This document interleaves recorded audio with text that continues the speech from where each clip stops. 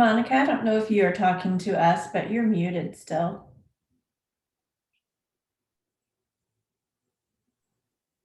Yeah, I've been talking the whole time.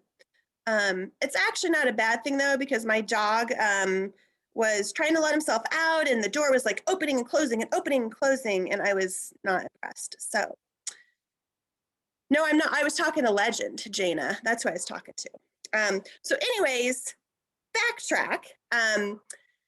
For those of you who've been here a while, if you guys remember, previously we would have Lisa Suddeth, who was a person who formerly worked with us, and she would come in once a year and do sort of a Medicaid training in terms of what we needed to know and be doing. We haven't done that in quite a while because I feel like we talk about Medicaid billing all of the time. I've had KDHE look at our logs. I've had Greenbush look at our logs from a Medicaid audit standpoint. I look at them in terms of quality assurance. Lori Arndt this spring went through them. Our logs from person to person and discipline to discipline look very, very similar, and they contain all of the pieces that we would need to withstand a Medicaid audit, combined with the pieces that KDHE is looking for in terms of documentation for PSP. So you guys are doing a fantastic job of documentation. And so what I wanted to do this year, and we're early enough into the year, I wanted to meet with the disciplines individually to talk a little bit more about maximizing our Medicaid revenue by truthfully taking advantage of, oh my God, now my 15-year-old is singing Green Day. I hate COVID for so many reasons. She acts like I've never heard of Green Day. And I'm like, girl, I went to a Green Day concert when I was in college. Like, anyways, wanted to look at discipline specific, especially our OTs, PTs, and speech, where we have lots of different codes that we can be billing both for evaluation and then also for therapy. I think that we've done, oh, Teresa, I feel like they're just blue days anymore. They're not green days. But looking at how we can maximize our Medicaid revenue with what you guys are already doing, but sectioning it out. So for example, we have some speech therapists now who are providing feeding therapy, feeding evaluations. Those are different codes that we should be maximizing and billing in addition to the expressive language codes. And so what I have done is just popped up the Medicaid ECI, which is the Early Childhood Early Intervention fee schedule that just went into effect August of 2020. So I want to kind of walk through evaluation codes. I want to walk through treatment codes. I want to talk about some different things that I think that we could do that is going to require a little bit more on your end. You might have to enter 2 service logs instead of 1, but there's a relatively easy way to do that as well. But that way, you know, Casey and I know Heather Harris are comfortable taking, you know, children with fluency. So if Casey and Heather are doing an evaluation looking at fluency and language, they should be billing a fluency eval code, and she should also be billing an expressive language eval code. And right there, we're getting $50 additional because you've done the work. You're looking at that. We're just not segmenting it out and really documenting the different types of evaluations and the different types of therapy that you guys are doing. So what I've said to everybody else, you guys are my last group, and I had that on purpose because I knew you're gonna have lots of questions because I'm a speech therapist and I know how our brains work. But I wanted to walk us through some examples, thinking about what we'll talk about first is evaluations. We're gonna talk about initial evaluations, we're going to talk about evaluations at annual, and we're going to talk about exit evaluations. So evals are going to be one topic that we're going to dive into deeper today. We're also going to talk about therapy. So when you guys are doing therapy sessions, what are those going to look like and what can they look like? And then we'll do kind of Q&A that you guys have that I've either confused you or not gone over. So 5 years ago, we were doing Medicaid 101. We were doing the basics, right? We were bringing in about $150,000 and, we thought we could capture more. And fast forward to 2017, 2018, we bumped up to Medicaid 401 and we're bringing in very consistently about $350,000 a year in Medicaid, which is fantastic. 40% of that money is from speech therapists. 30% is from OTs, a little bit from PTs, a little bit from family service coordination, and then the rest is nutrition, social work, and early childhood teachers. So I think between looking and really dialing down between our OTs and our speech therapists, I think that we could look at pretty significantly increasing our Medicaid revenue just by documenting the actual types of evals and therapy that you guys are doing within a therapy session. So any questions? So then that leads us to Medicaid 801. That's where we are today, ladies. We are in graduate, possibly PhD level training. Teresa feels good about that. She gave me a big thumbs up. I can only see Leslie, Jana, Casey, Stacy, and Teresa. So the rest of you are making faces, then I can't see it. That's just who I have on here. Money, money, money, money. That'll be my song next week, Teresa. Okay, so chat box questions, unmute yourself, holler as we're going through it. So initial evaluations, let's do those because we've already got some good systems in place. Whenever you're doing an initial evaluation, whenever I'm also in the past doing one, I would pretty much always build this code right here, evaluation and production with, this is your expressive language, basically code. Are any of you guys doing different eval codes?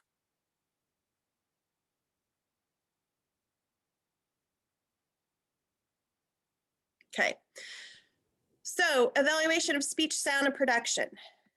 This is for our kids who are, when we're really looking at articulation, phonology, who come in with, that clarity of language type of concern. You should always be billing this 522 code because you're looking at speech sound production and you're also looking at expressive language delay. You should be billing 2 codes. We get paid the same amount of money, whether you bill 15 minutes or whether you bill 60 minutes.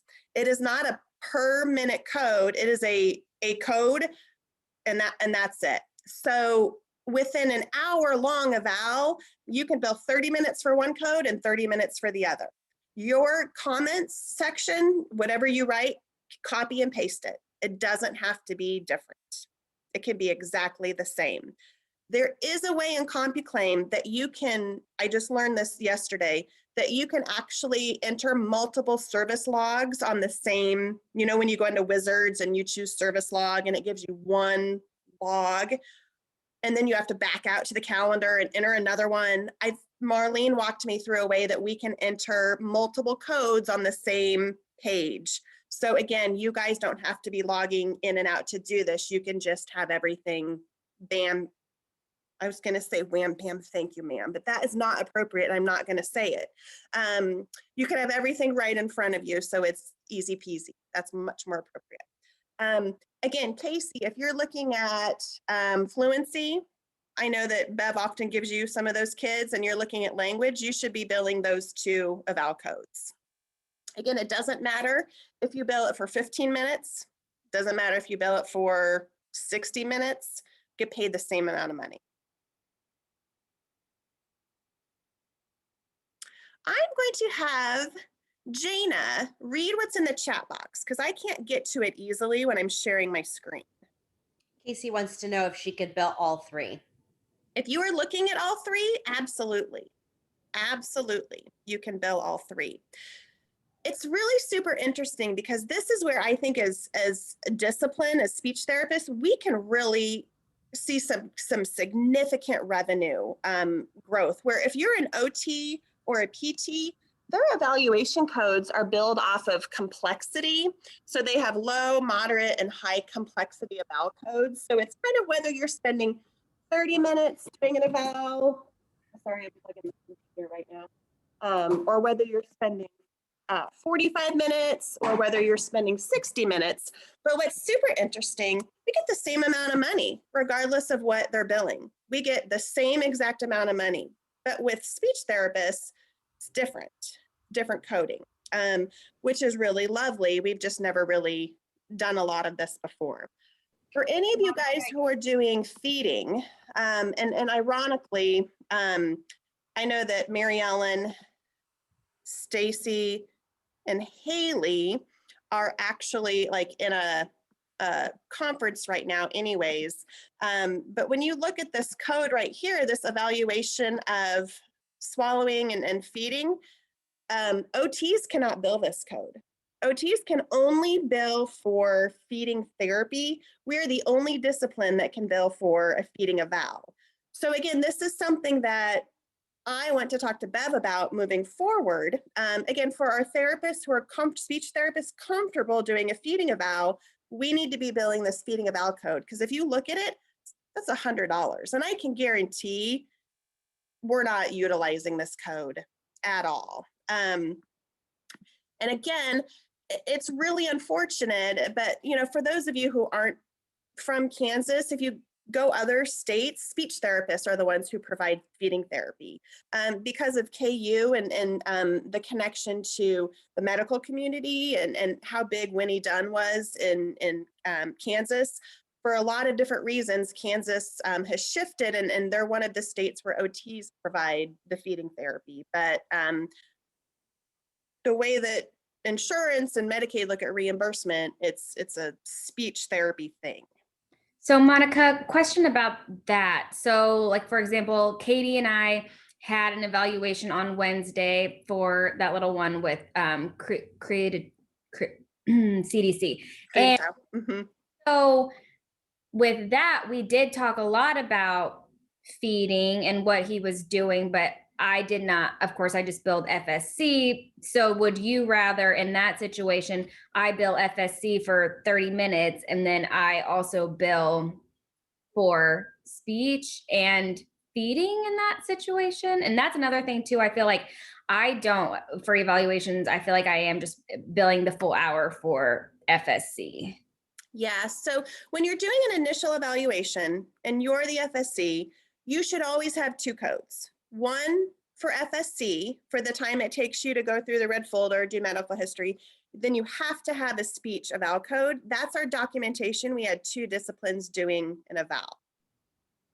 I have a question about that. And so sometimes if it's like a baby, I will use that code down there that's a developmental test administration. Is that appropriate?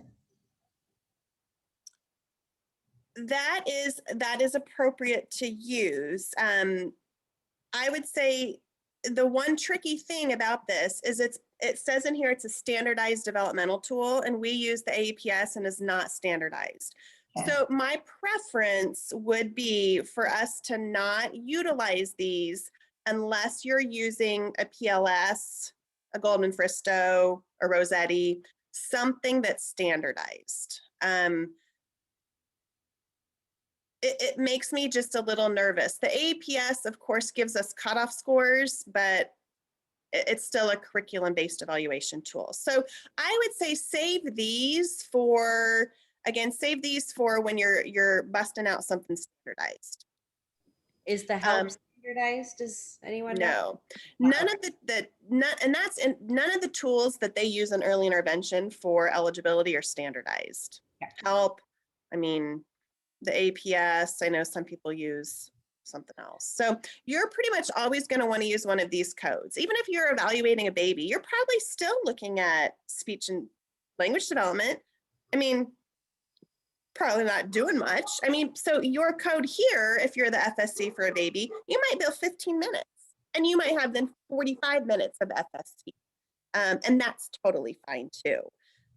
In Casey's example, where she talked about her and Katie doing the eval on the baby, they talk a lot about feeding. If you don't feel professionally and ethically that you have done a feeding eval, do not bill it. I don't care about $96 that much. If it feels good in your heart and you can confidently say, I was part of the evaluation, great. bill it. If not, just bill your evaluation of expressive language. Please don't do anything unethical. Yeah, because it's not. I mean, it was just mom telling us really kind of the report of basically what she has been doing. Yeah. Okay. Yeah. And again, this is where I wanted to sift through this finer with you guys so you had more information on the codes available. But again, ultimately, you're the ones in the home. You're the ones that you know what you're doing. So again, you guys need to do what and bill and document it in a way that represents what we're doing in the home. Again, we don't need the $90 that much. So initial evals. So again, if you're the FSC, you're going to have an FSC log, and you're going to have at least one, if not, more than one eval codes. You're probably going to have more than one eval code if you're the main evaluator, because my guess is for these older kids, we are looking at language and we are looking at speech sound production. We're looking at both of those things pretty much for all of our kids, or if not, we should be. And then this last one again would just be, looking more in depth at that feeding piece.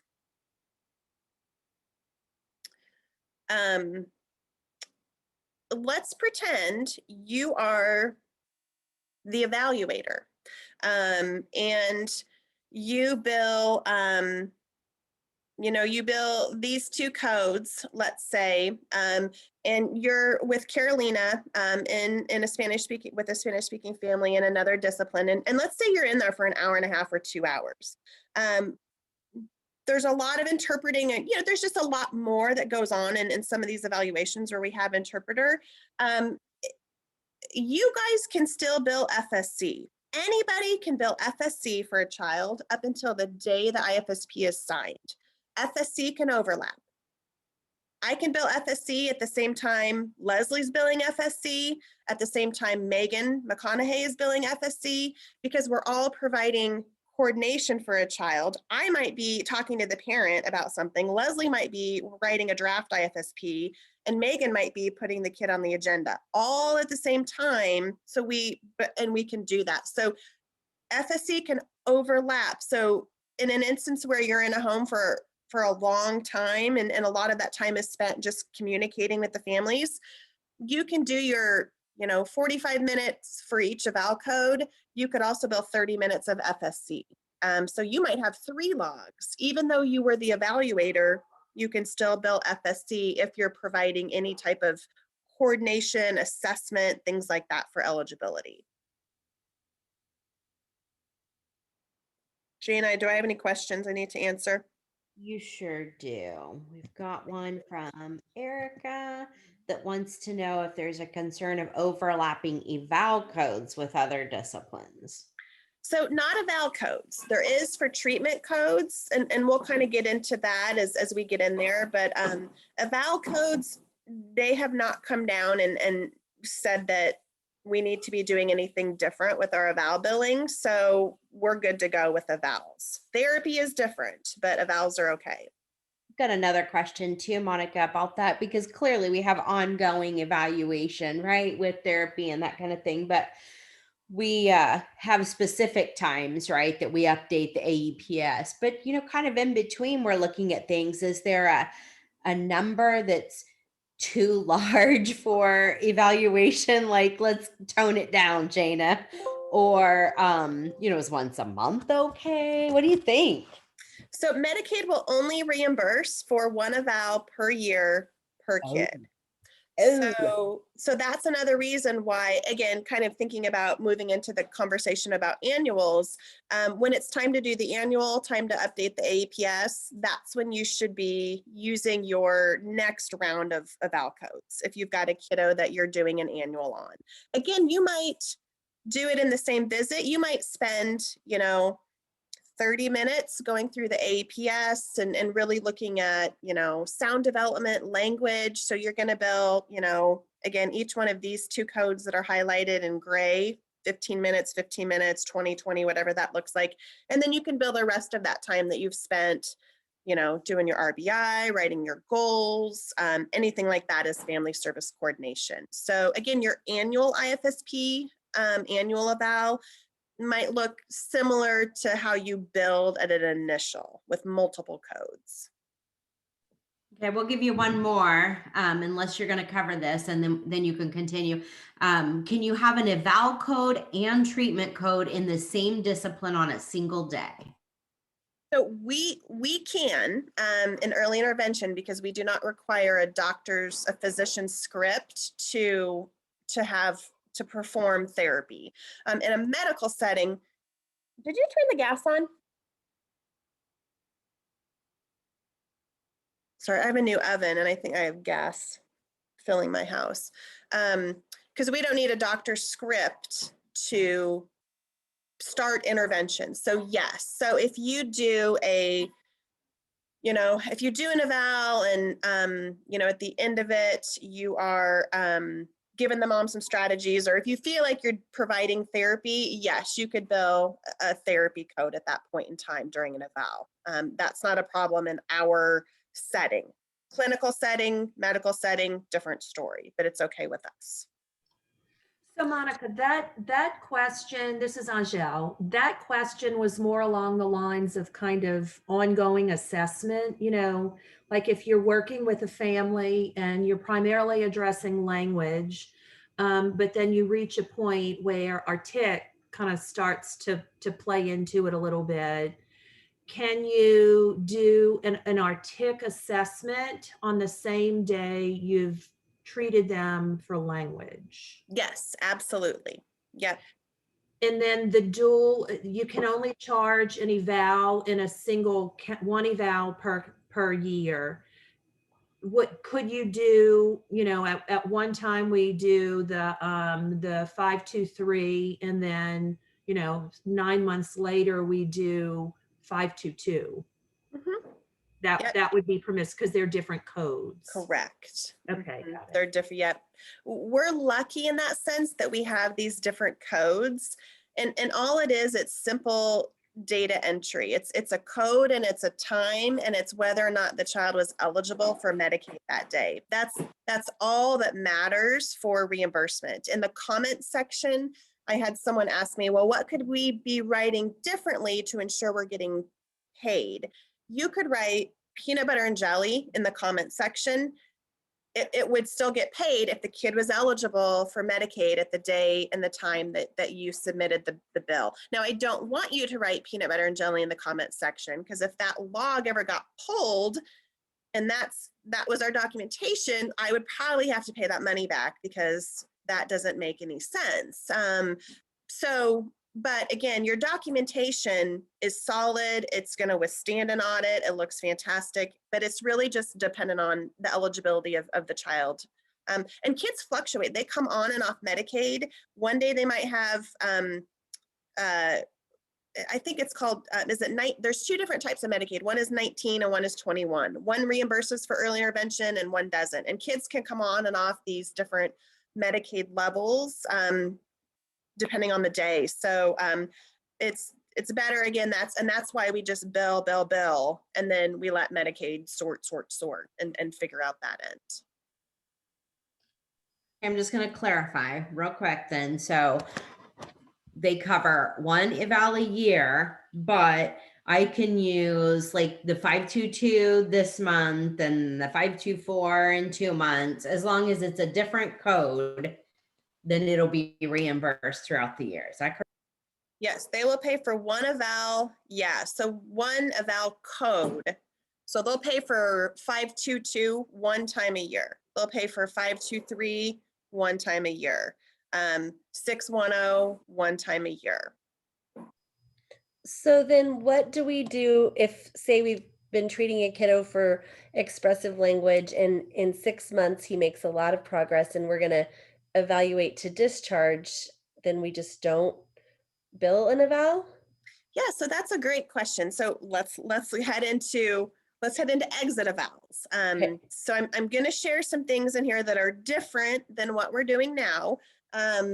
again, this is a goal to strive towards. Not saying we're going to start implementing this immediately, but these are, again, things to think about. So the way the federal law looks at eligibility in Part C is when a kiddo is entering Part C, we have to have 2 people determining eligibility at the initial eval. When we're looking at exiting a kid from Part C, we're supposed to legally have 2 disciplines doing an eval to look at eligibility. Anytime you're looking at eligibility in or out of IDEA, you're supposed to have multiple disciplines. We do not have that in place right now for exits. We just let the PSP, FSC just kind of do their own thing. So again, I'm going to kind of let you guys work on this as feels comfortable to you as you're sorting through all of this stuff. But when you have a kiddo who is exiting, and whether it's 6 months or whether it's 2 years later, you should still be billing an eval code at that exit eval time, because that's what you're doing. Yeah, we're not going to get paid the, $88, but that's okay. That's representative of what you're doing. Moving forward, when you guys are thinking about exiting a kid, one thing that you might think about doing is, putting up on eval coverage. Casey, and Casey's got her day and her time that she knows she's going to be meeting with a family to talk about exit. So she's looking for a non-SLP to join her, basically to do an exit evaluation. You could also put it in primary coaching if you wanted. So that's how I would want you guys to move forward. Think about staffing some of these exit evals. So it's not a lot of work on your end to navigate this, but that would be a way I think you could find a second discipline pretty easily. And what's going to happen then, Heather, is, if you have, let's say, a PT come out with you, the PT is going to bill a PT eval code. You might be billing a speech eval code. And yeah, we wouldn't get paid for yours maybe, but we're probably going to get paid for that PT eval code or the social worker time or whatever that looks like. That is the way we're supposed to be doing exit eligibility. Most of the early intervention programs around Kansas already do this. Johnson County just has never done it because we've just decided to not talk about it. I've probably known about this for about 10 years, and we just don't talk about it. But now I feel like since we're already in this conversation, we're talking about these different things, let's go ahead and get it on the table. And again, I'm not saying do this by a certain date. I'm just saying, if you remember, pop it on the agenda, get an eval partner to come out with you.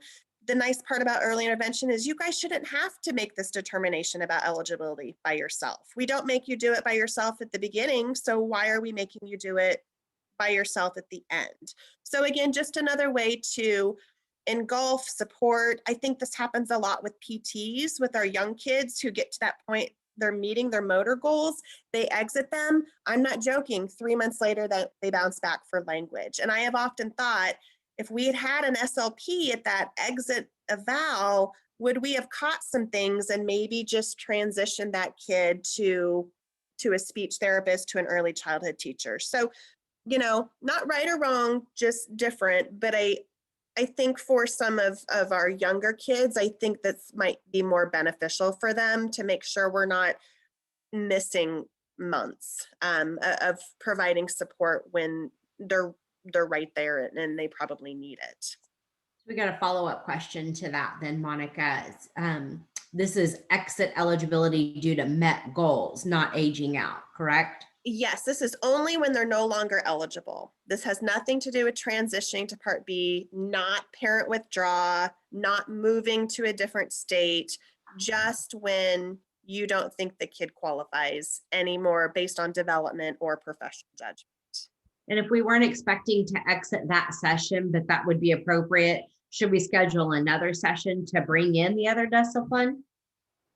So I would say this, let's not make this any more difficult than it already is. And sometimes that happens. Like sometimes you might, it might be that you haven't seen a kiddo in a month for various reasons, and you come back and they've made a bunch of progress. No, I mean, let's not drag this out.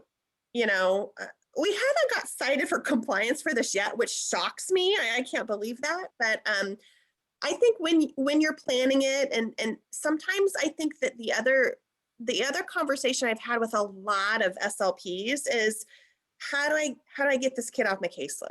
He doesn't qualify anymore. And again, you shouldn't have to do this by yourself. You got 25 other people who can be there as a support and a cheerleader for this parent, saying, wow, not only language-wise have we seen this growth, but I'm seeing this in play, this in social, this in motor, like, this looks great. And then again, sometimes we need a buddy. We just do. And sometimes parents need us to have a buddy as well. So I'm hoping this helps with some of those that you guys get stuck on. And I had them on my caseload too. I mean, I couldn't get them off to save my life. And that was how it was. So again, thinking about ways, think about the silver lining, so to speak.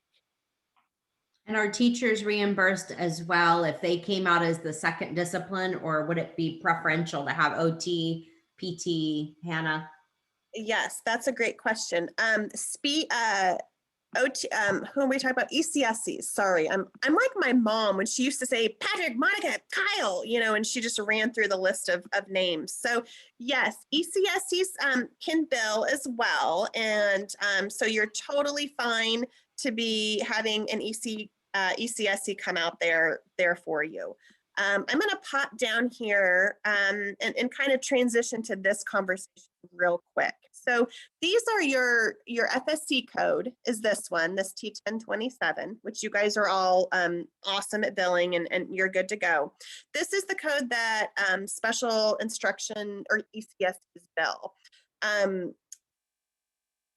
Kansas Medicaid this summer during COVID made this code open to everybody. And they made it so it can overlap with any other code.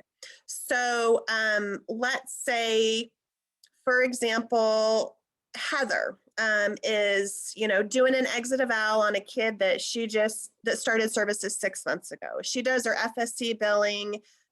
She does her, speech eval code. Trina's with her. Trina does her PT code. And let's say they spend 30 minutes talking about sleep. Heather can actually bill FSC, speech eval, and she can bill T1027 if she wants to. This special instruction engulfs all of those other areas of development that you don't feel confident and comfortable and ethical about billing speech therapy. You can use this T1027 code to engulf the rest of it. The kiddo has to be present to bill this one. It's like one of our therapy codes. He needs to be present, but you guys can utilize this the same way that you do family service coordination. For those of you who know Kelly Mason felt very upset that they were paid 60 cents less per 15 minutes than family service coordination. She did not like that. And I don't either. I think it's kind of, unfortunate, but these Medicaid codes are more typically for the medical types of disciplines, OT, PT, speech, nutrition. So Kansas Medicaid, again, they allow for family service coordination. They allow for specialized instruction. So yeah, if you bring an ECSC out there with you, you're going to be good to go. I'm going to shift now to share with you the exit forms for no longer being eligible, which you guys have this packet in your templates. Coming down here, you do all your signing, you do all your dating. The one thing that we're going to start doing differently, and I highlighted this in teal, and I will get this copy to you to help you guys remember. We're going to start writing in, if your second evaluator isn't there for some reason, you're going to write them in here. So if Trina was there, but or Trina zoomed in. Let's pretend Trina zooms into Heather's annual, because now we can, again, that's another thing. You can have these other disciplines zoom in with you for 15 or 20 minutes. Like, again, let's not make this difficult if we don't have to. You might write Trina participated as a PT, and then you're going to drop this down as a conference call. If Trina's there in person, you'll add her up here because these are the people that physically attended the meeting. But in this section down here, you're going to document the people that participated in the exit and maybe again via conference call.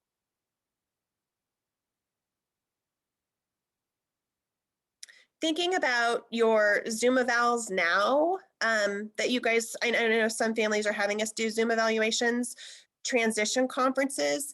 Anytime you get to this page and it's time to sign this page and your meeting is over Zoom, put everybody down here in number 2. They participate in a conference call. You don't have to have people signing.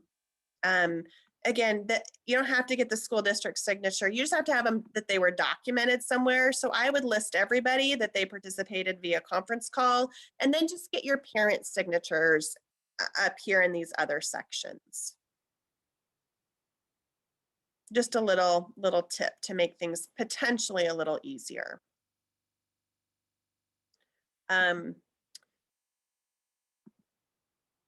So let's think about, I'm going to pop up one more consent form packet that we're going to talk through right now. Since we're kind of talking about evaluations, I'm going to share the annual consent form packet. You guys know this one has your release, has your consent for eval, which we have to get signed every year, you know, all this good stuff. I've actually highlighted this on the annual IFSP now. And again, I'll get you guys these edited packets. But the thing that we are getting cited for at this point in time, got cited for it last year too, but I didn't care enough to tell you guys. And now I've decided it's our brains can handle it. We are supposed to have, per KDHE, and 2 disciplines contributing to the development of an annual IFSP. They don't have to be there in person, but we need to be documenting in this second section someone who is on the child's team and is aware of what's going on. That was one of the driving forces behind us starting to do quarterly reviews again in team meeting. Because now that every child is being discussed at least every 3 to 6 months in team meeting, you can just pick a buddy of a different discipline and put your buddy down here. So Stacy's buddy might be Hannah, and Hannah's going to be Hannah, social worker, participated in writing is how you're going to do it. Hannah doesn't even have to attend that. She didn't even have to be there. She does not have to write anything on the annual IFSP. Hannah participated in writing because we wrote the kid's name on the agenda, and that's how Hannah participated in writing. Another thing that you can do if you don't like the idea of a buddy, you can actually go to your eligibility tab, and you'll always have your eval team listed there. You can just pick one of the other disciplines that participated in that initial eval and put that other person down here too. Again, they participated in the annual. They probably helped develop the medical history, which stays the same from annual to annual. We just add to it, as well as that draft. So either have a buddy or pick someone from the initial eligibility team. And again, we're going to start adding them to our annual participation page because we're told to. And that's the only reason. So would that person have to document and CompuClaim like anything about like an FSC anything about that kit? No. Nope. Okay. Nope. Which again, Libby, is why I think it's a little ridiculous. But this is not a federal requirement by IDEA. This is something Kansas has decided they feel is important. So we're going to, and this is how other infant toddler programs, I've talked to a lot. This is how a lot of infant toddler programs around the state are doing it too. They're teaming and they're staffing and the kids are discussed. So, you know, anybody on that team is technically eligible to, you know, serve that kiddo. So again, don't make this part difficult. But I thought if I highlighted it, maybe that would help remind us that we're supposed to fill it in. Because I think it's also easy to forget.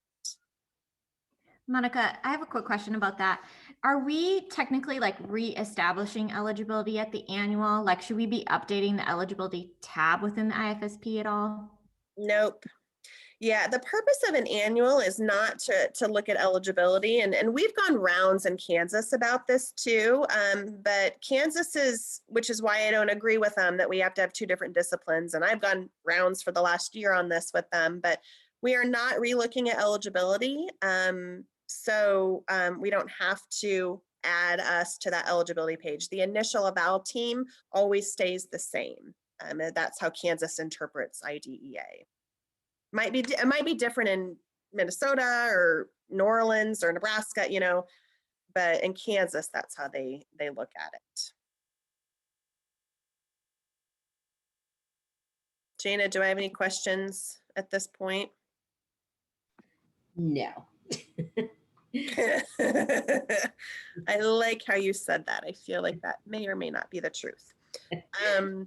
Okay, so evals.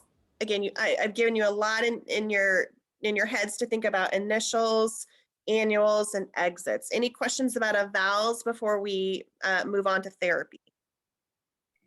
Yes, basically just a confirmation. Okay, so in the same situation that I gave about Katie and I, because moving forward, I need to start billing for eval of speech even when I'm the FSC.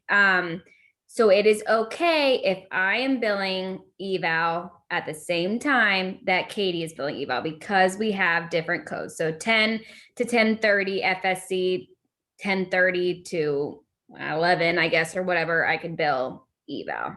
Yep. Eval codes can overlap Within disciplines. Okay, so what is the ideal thing for us to say for if we're evaluating a baby, which it typically is, if we're the FSC, what would you know, what do we put in that comments section? So what I used to put when I evaluated the babies was, evaluate, initial evaluation to determine eligibility for early intervention. And then I would put, at this time, language skills are within, I wouldn't say within normal, language skills are on track. Child is babbling, child is, looking towards sound. I'd write just some baby developmental milestones. And then I would put in there, child was eligible for early intervention due to motor delays. That's what I would write, if that kiddo was eligible for services.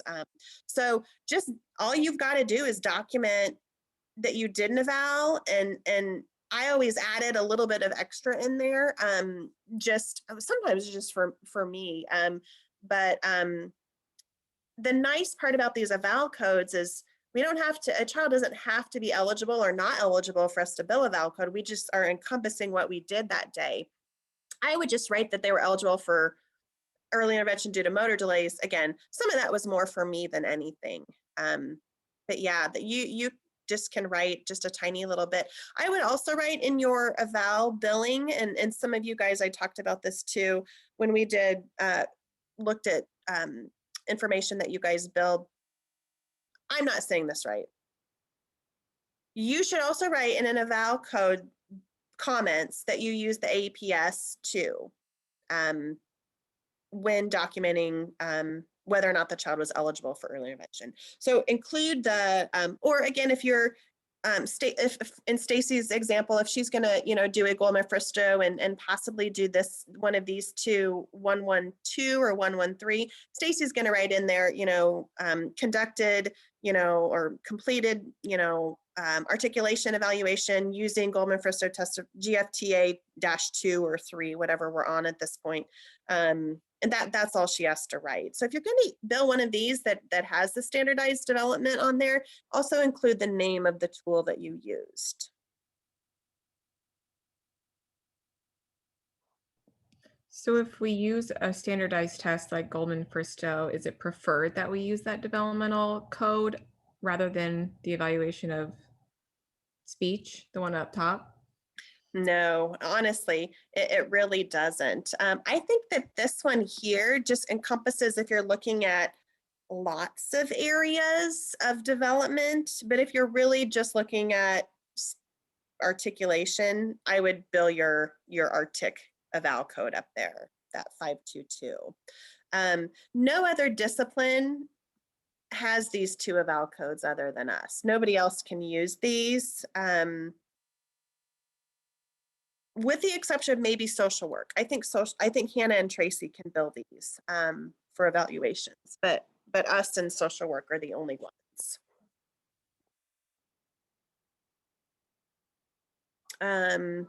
I did when I stopped sharing, I did see Meredith's comment that she liked the teal. I did that on purpose because Lord knows I have learned my lesson with red around here. Ain't nobody like red. For those of you that are new, I made a mistake several years ago by providing feedback, what I thought was helpful to staff on what to include or not include in the My Child Story. And on the suggestions, I happen to use red font. If you open Word and look at it, the font color defaults to red. I just picked it because it was easy. People felt like I was grading their papers, yelling at them, you know. So there's a lot of jokes about red that go around, but yes, I did pick teal. I tried a couple different colors. I felt like teal was the kindest color. I thought, oh, this looks friendly. Like people would like to fill in a name in this spot. Okay, so let's shift gears. Therapy isn't going to take us as long because therapy is therapy. So for our speech therapists who are doing our OAEs, our tympanograms, they're billing these codes in CompuClaim. So again, fantastic because we're already getting this money for our hearing screening. So you guys aren't ever going to have to worry about these audiology codes unless you're doing hearing screening, and that's part of the training. So we're good there. As we move on to look at some of these other codes throughout this section right here, I'm missing some. I'm like, these aren't my right codes. Looking at primarily, these are the codes that you guys are going to be billing. You should never bill 508 ever, ever, ever, because we don't provide group therapy. So these are probably going to pop up on you, but don't bill 508. 507 is the one that I know primarily you guys are using because I see your billing. If you're a speech therapist also providing feeding therapy, again, I've talked to Stacy a little bit about this. She didn't know she was supposed to be billing this code for feeding therapy. Again, if you've got two different codes in here, this code and possibly this code, it's over $100 versus $47. So these codes are also the same. If you bill 15 minutes of 507 or 60 minutes of 507, we get $47.49. And that's it. These are not paid per unit or minute. These are just flat codes for time that you have billed. So what I want you guys to think about is if you are in a home and you're talking about speech therapy, but then you shift gears and you're talking about behavior therapy, you might bill this 507 for 30 minutes, and then you might be able to come down here and you might be able to bill this T1027 for 30 minutes to encompass that time you spent talking about sensory, behavior, motor, anything related to development that's not speech. Again, that's $20 extra, which isn't huge, but for you guys who are already bringing in, 40% of our Medicaid revenue at this point, you guys have a lot of kids. A lot of our kids have speech on their IFSP. So that would be something that you guys could think about doing is you could use that T1027 to capture additional time that you guys are doing and talking about other things. Now, again, your log is going to be the same. You're going to copy and paste your comments they're going to be exactly the same. Same for multiple eval codes, same for multiple therapy codes. Don't document differently. just use the same eval code or same comments. Some of these down here, we're just not ever going to be doing. You know, these down here, we don't have the capability to do any feasts. So these aren't a lot of these codes are on here, but you're not ever really going to be utilizing them. I will share this with you because I know some of you might like to look at this a little bit more in depth, and I know some of you won't, and that's totally fine. But this way you guys have it, and you know those codes, and we can study them a little bit more. Again, I don't want you to document and bill for things you're not doing. Don't be unethical. But if you're already in there doing it, let's see if we can squeeze a little bit more money out of the cow. Is that the saying? I feel like Casey would know the saying. I'm just saying, I feel like your mom and dad might have said something like this. From Nebraska. Squeeze a little bit more money out of the... Someone knows it. Someone just popped a comment on there. No. No one knows it? She has an actual question. If you're splitting up the session so much with different codes, do we need to bill FSC for writing out the note at the end? If you're at home and you're writing out the note later on, yeah. If you're in the home doing it, just do it as part of your session. Let's not make you guys hate me. I want you to still like me. So yeah, because I know some people will go home and do all their documentation at the end of the day. So yeah, so do your 5-10 minute, FSC billing. For FSC, we get paid per minute.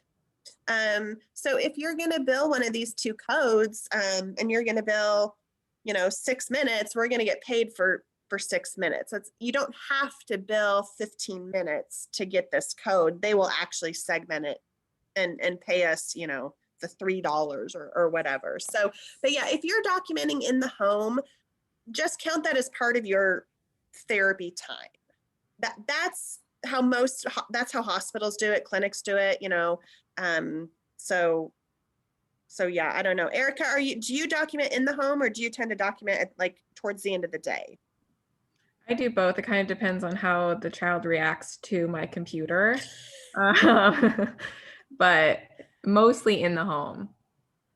Okay. I was just wondering if I'm splitting up so much and doing, talking about sleep and billing that, and then talking about speech and billing that. Should I just continue my speech code into the end of the session? I would, yeah, absolutely. I would absolutely do that. Monica, yes. Quick question. Would you be willing to delete all of the codes on here that you don't think we would ever use, and send us another copy with just the codes that we're probably going to use? Absolutely. Yep. Monica, were you also planning to show us how we could pull up or like build multiple codes on one page? Yes, I was actually. I just opened CompuClaim to be able to do that. Yes, Elise. Yeah, that, and it's just good to have that documentation in CompuClaim for tracking. But yeah, for children who are eligible for Medicaid, yeah, we do get paid, $2 or whatever that might be. So, all right, other questions before I go in to CompuClaim to show you guys how to do this? I have one. Okay. About billing for a child that already has an IFSP in place, and we're not the family service coordinator, but like say we're a support or consult person, and we're doing something but not directly with the child. So we're like preparing materials for them, or we're talking on the phone to the primary therapist, or we're doing something, but it's not that 507 code. Yeah. So the therapy codes, you can only bill if the child is present. So if you're at home and you're doing, like what you were talking about, if you're talking to Angie about a child and Angie is the primary in your support, hopefully Angie's billing FSC for that phone call. You're going to have to do a non-billable because we can't bill FSC after the IFSP is written and signed unless you're the FSC. Does that answer your question? Okay. So can you guys see my screen? I'm in CompuClaim. Okay, so I haven't done this yet, but Greenbush gave me directions. So we're gonna do this together. So you guys go to, like you normally do, you go to Wizards, you select the kid that you are billing an eval on. Say I did the eval today, right? But I'm gonna be billing 2 codes. I only know how to do 2 codes. I'm wondering if I can figure out how to do 3, but I'm going to select today, but I'm also going to select the day before. Greenbush says, stay with me here. Then we click next. And then it takes us to the screen where I haven't done this yet. There are now 2 logs waiting to be entered for the child. 1 of 2. Do you guys see that? You see down here, it says 1 of 2. So what we're gonna do is, I actually provided the service today. So what I wanna do is I wanna change this date to today, because I didn't provide the service. I provided 2 on the 23rd, but I needed to get that second log to pop up, I needed to do the day before. So now I'm gonna do my, let's say, eval code for this one. And I'm going to do that I did it from 10 to 10:30. Not applicable. We did it in the kids' home. Peanut butter and jelly. Don't write that.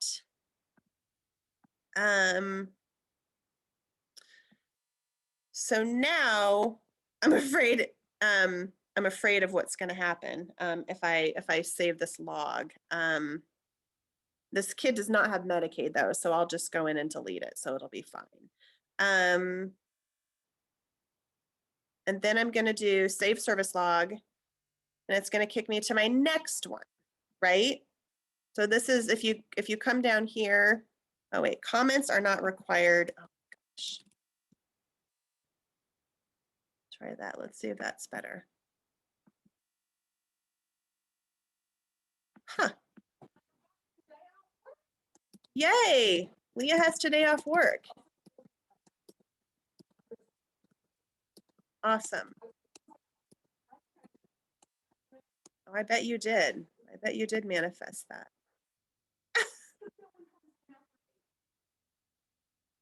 Right. Okay, I'm on a meeting. Let me finish this up. Okay, so now you see down here, I saved the service log. Now it went to the next one. So now I'm on 2 of 2. So this is the second log. And you can see in here, it pre-filled everything from my previous log. So now I'm going to go in here and I'm going to bill, oh, I did a fluency eval from 10:30 to 11. It's already not applicable. It's already in the home. I already have my comments from the previous log. And then I'm going to save this service log also. And now I have two logs and I didn't have to go back and forth and back and forth. My guess is if you have 3, you would select 3 you would select 3 days before, and then you're going to have one of 3, 2 of 3, 3 of 3 as you go through them. So did that make sense?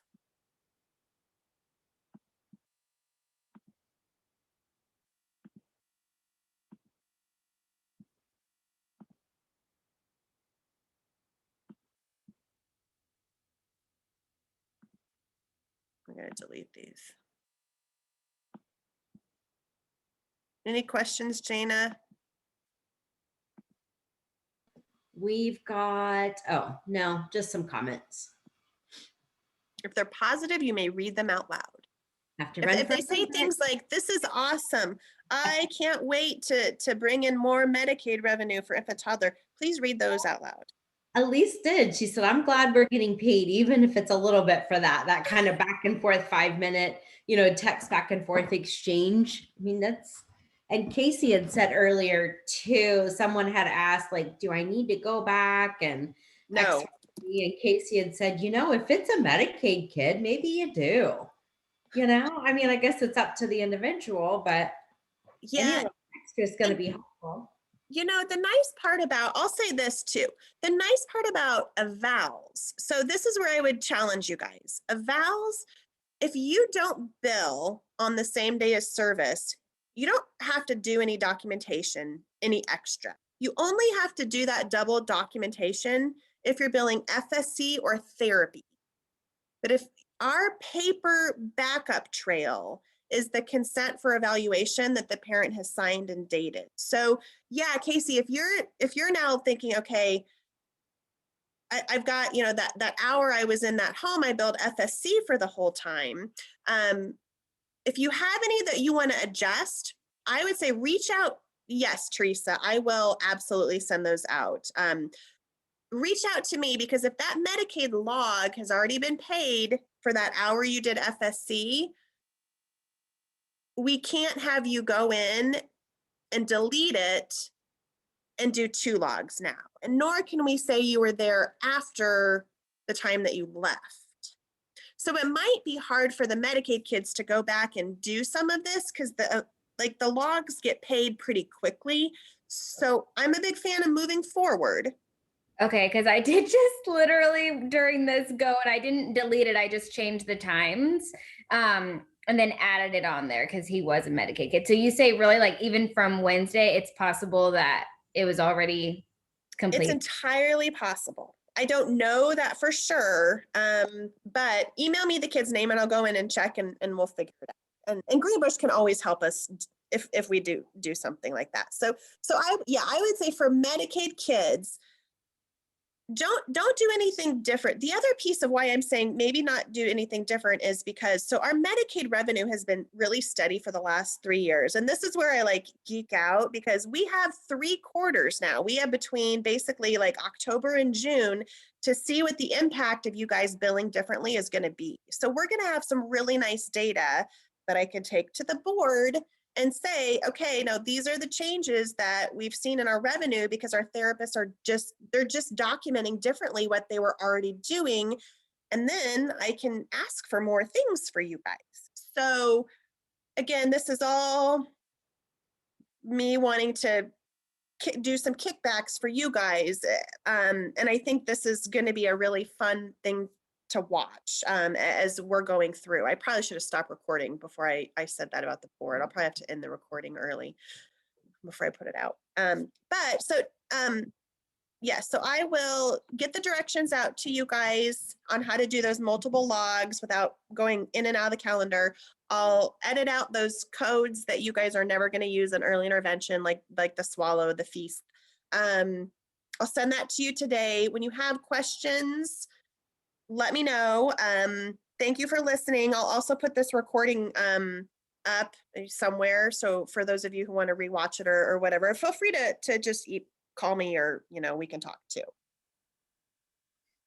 Monica, can I circle back to Stacy's question that she asked earlier about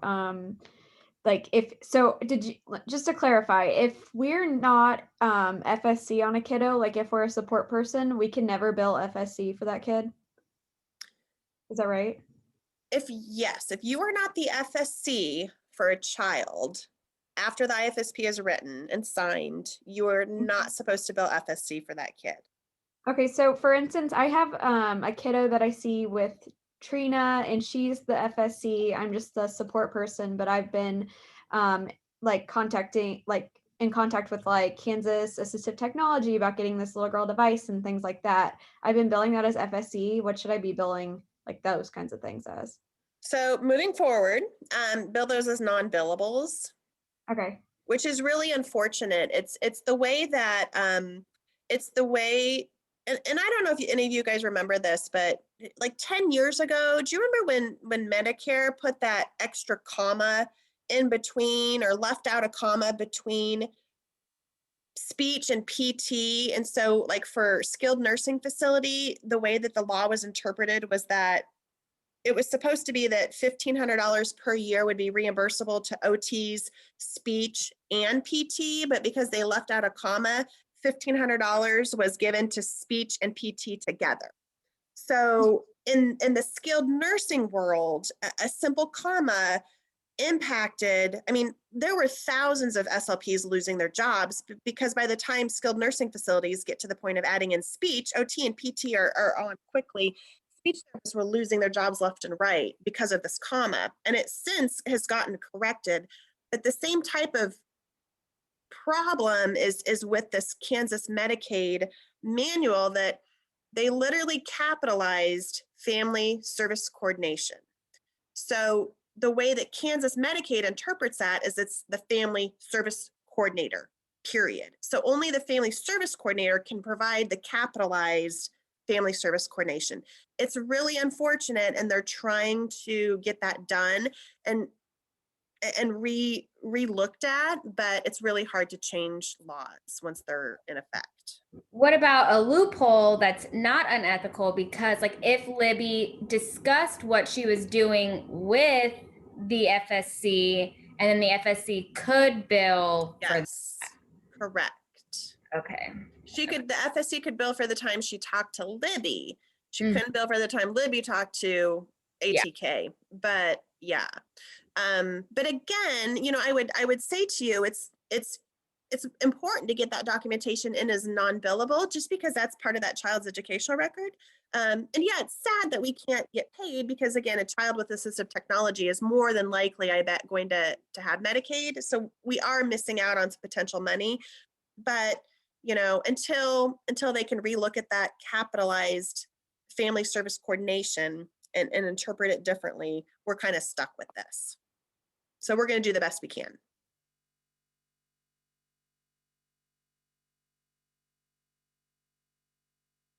Okay, we went a little bit over, I realize, but I feel good about the information. I don't know how you guys feel, if you're feeling overwhelmed, if you're feeling just whelmed enough, or